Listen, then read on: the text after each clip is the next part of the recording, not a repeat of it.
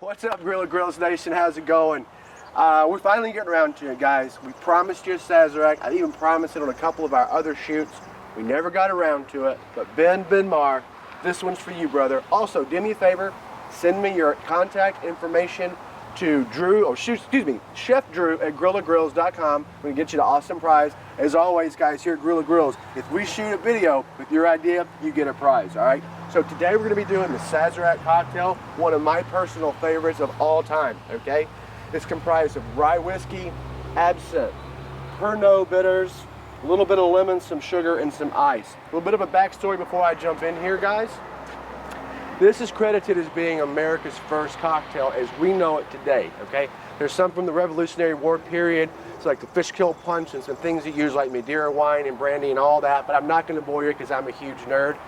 It's up for debate, but as far as cocktail culture that we know today, this is the granddaddy of them all, okay? It's really good. It's created in the mid-1800s at a place called the Absinthe Coffee House in New Orleans, Louisiana, all right? So here we go, we're gonna get started.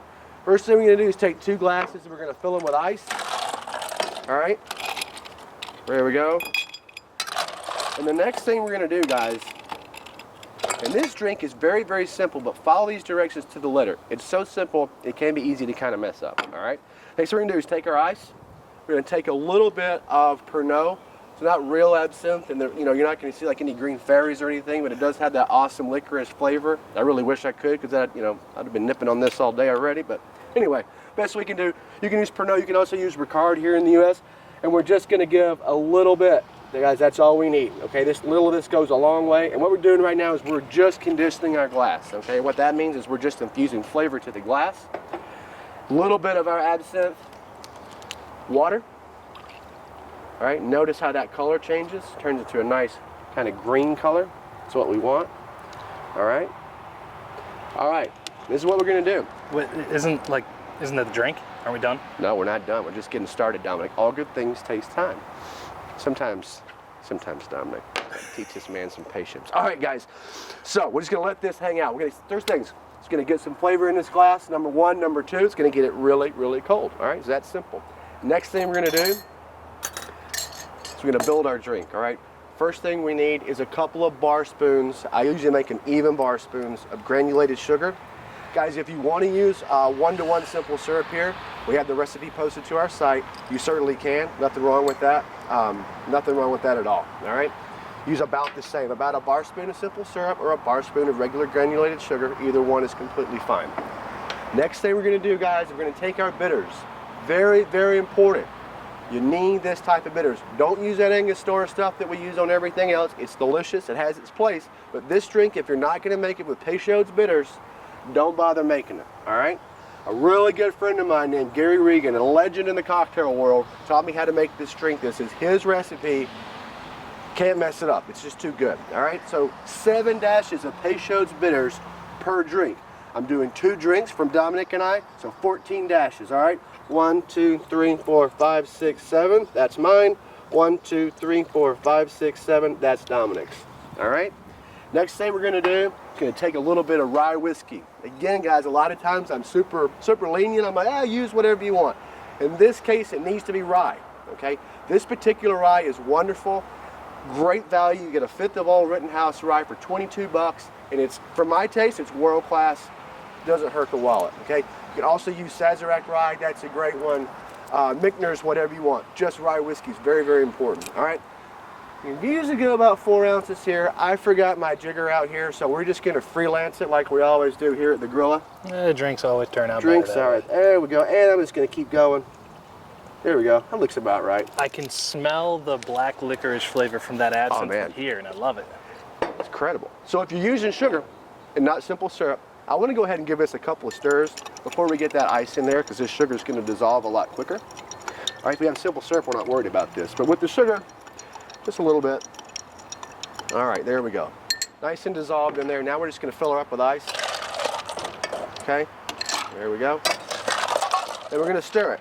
All right, I always say stir, shake your drinks for about 10 seconds. We have a couple of drinks in here, so we're gonna go for a little while.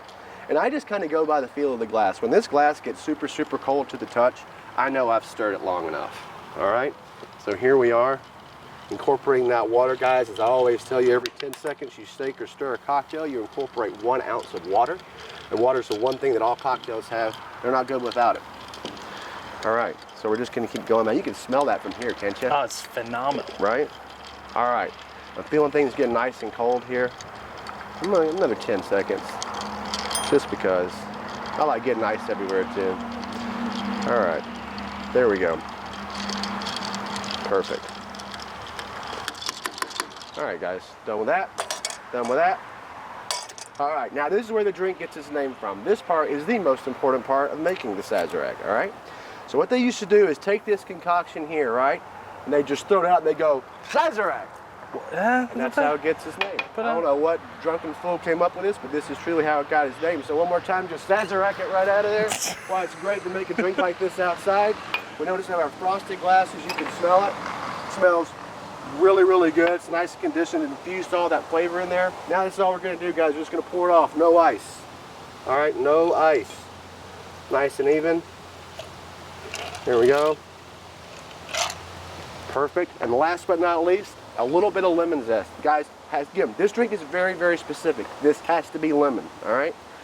Cut the end of this off here.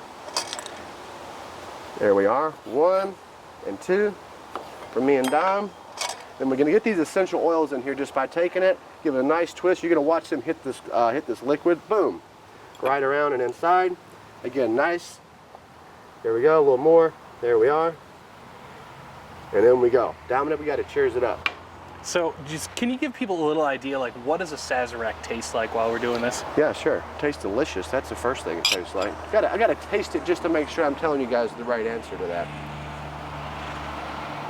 Yeah, that's an incredible drink. It's so freaking good. It's, I mean, you know, I'm not even gonna tell you what time it is here. It's a little early, but that's all right. We're getting the day started off right.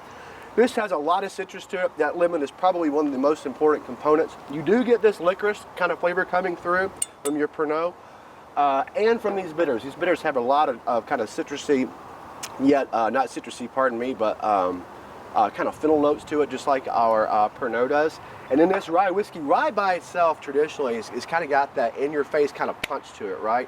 These other things kind of leaven it out, but that rye still comes through strong. So it's got that rye flavor, it's got that citrus flavor, it's got that really unique kind of dark roasted fennel flavor to it.